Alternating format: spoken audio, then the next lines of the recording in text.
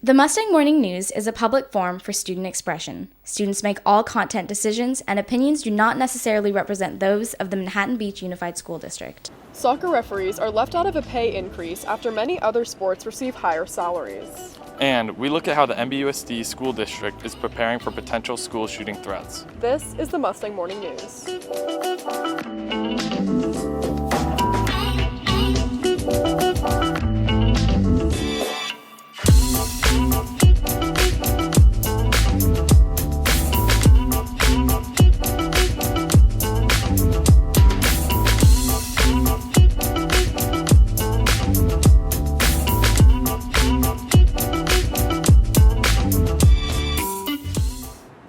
Welcome to the Mustang Morning News. I'm Vivian Watson. And I'm Kyle Farrell. Get ready to test your knowledge with the Costa Quiz. Here's how it works. Go to our Instagram at Mustang Morning News, respond with your name, your teacher's name, and your answer to today's question for a chance to win a shout out for you and your class.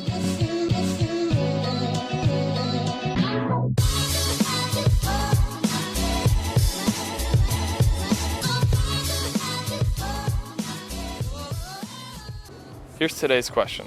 Which city has hosted the most Super Bowl games? Is it A, New Orleans, Louisiana, B, Miami, Florida, C, Tampa, Florida, or D, Los Angeles, California? Think you know the answer? Submit it through the response box on our Instagram story now, at Mustang Morning News.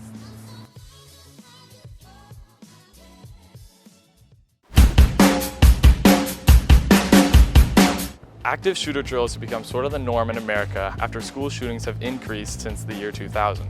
Nathan Inouye and Bryn Berry find out what MBUSD is doing to prepare for a potential threat. Disclaimer, the following videos contain sensitive footage and topics about gun violence. Second day in a row, a student is caught with a loaded weapon on the campus of Redondo Union High School.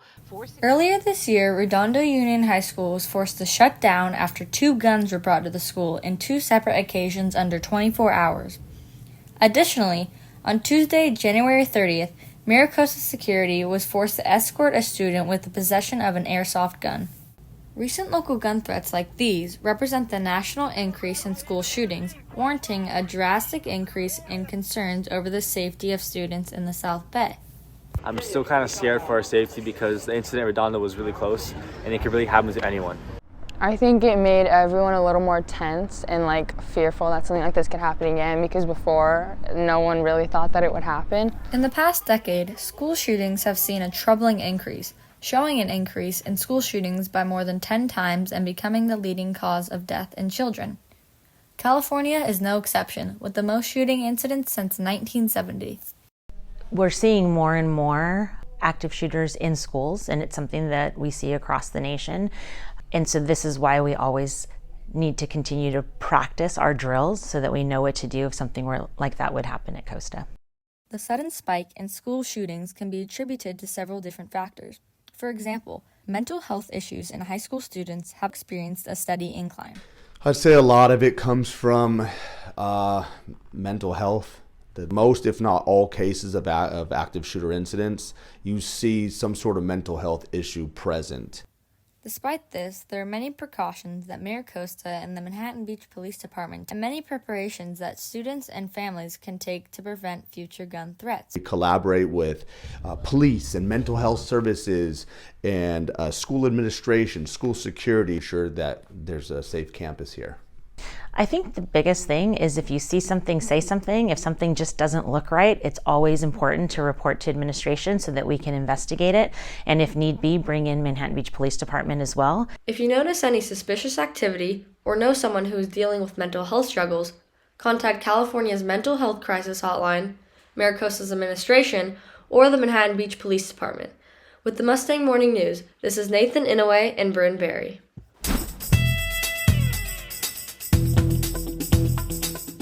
High school soccer recently experienced a shortage of referees after a labor dispute caused many to go on strike.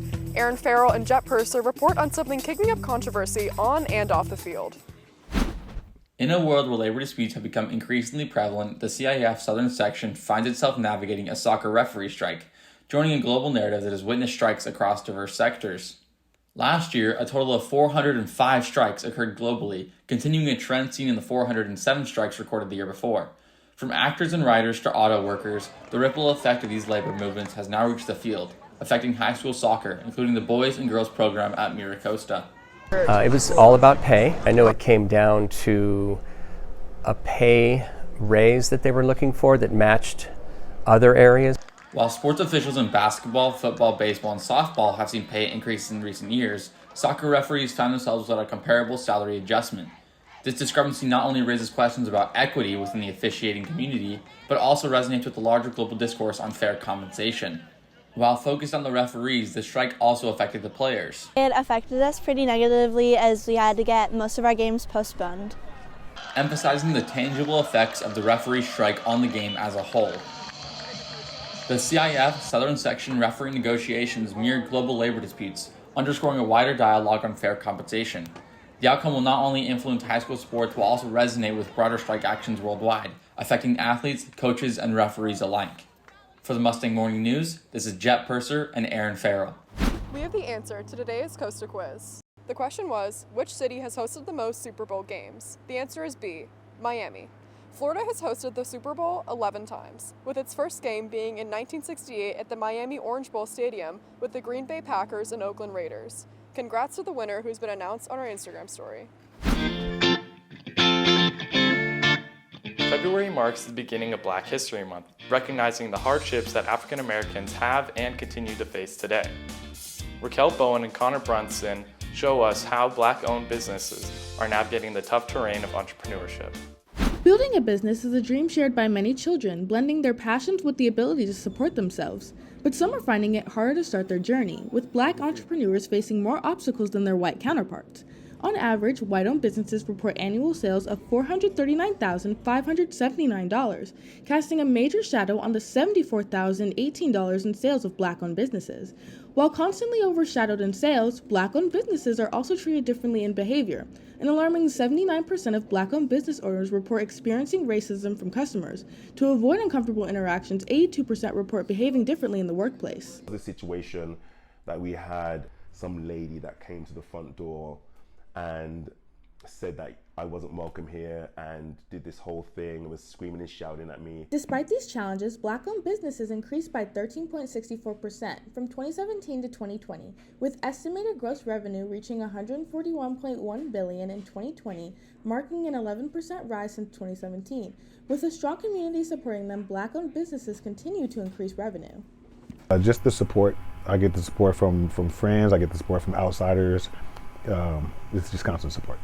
I'm staying true to what I believe is the best way to run a business, and that is to form a team of people that work together as a unit to create something amazing, as opposed to you've got all these individual operators doing their own thing and nobody cares about the general overview of the business. While obstacles still persist and disparities linger, the upward trajectory of Black-owned businesses stands as a testament to their unwavering determination and undeniable contributions to the economic landscape. This has been open, it's always been consistent. In the very, very beginning, of course, I didn't have much clientele because I just opened. But as the name grew through social media marketing, everyone started promoting my business for me. As society continues to grapple with issues of racism and inequality, acknowledging and addressing these disparities is not only a moral imperative, but a necessity for fostering a truly inclusive and equitable business environment. For the Mustang Morning News, this is Raquel Bone and Connor Brunson. With millions of people tuning into the Super Bowl each year, many viewers look forward to the ads. Kyle Farrell and Paige Smollett take a look at how companies use the Super Bowl to target consumers. Feels like a dream, feels like magic. Now I believe I can have it. In a world where skipping ads has become sort of an art form, the Super Bowl remains a rare exception. With its colossal live TV audience and the absence of ad-skipping options, it's a marketing haven for advertisers. According to Forbes, a quarter of the Super Bowl audience believes the ads steal the spotlight, making them a vital aspect of the event. But what makes these ads irresistible? It's more than just marketing, it's a culture phenomenon. Super Bowl ads have evolved into a shared experience uniting sports enthusiasts and non-fans alike on a common ground. Viewers now anticipate ads to be not just informative, but entertaining and funny, elevating them above any regular ad. I like how there's like more celebrities and they're just like more interesting. In 2011, the cost of a 30-second ad was $2.9 million. Fast forward to 2024 and it's $7 million. However, the number of viewers has fluctuated, creating a struggle for advertisers. In 2011, there were 110 million viewers, and in 2022, there were 101 million viewers. Despite the steep costs and varying viewership, why would companies like Temu spend $42 million on a commercial? Is it really that worth it? As an advertiser, to be the subject of the consumer interest and not just, sort of benefiting by being adjacent to the subject of the consumer interest is a really big deal. Influencers play a significant role too. Consumers trust messages from those who endorse products. The Super Bowl, therefore, isn't just about football. It's a platform for creativity, innovation, and cultural significance. For the Mustang Morning News, this is Kyle Farrell and Paige Smollett. That's all for today's show. Make sure to check out our Instagram at Mustang Morning News to see the next What Now coming out on Friday. Thanks for watching, Mustangs, and have a great day.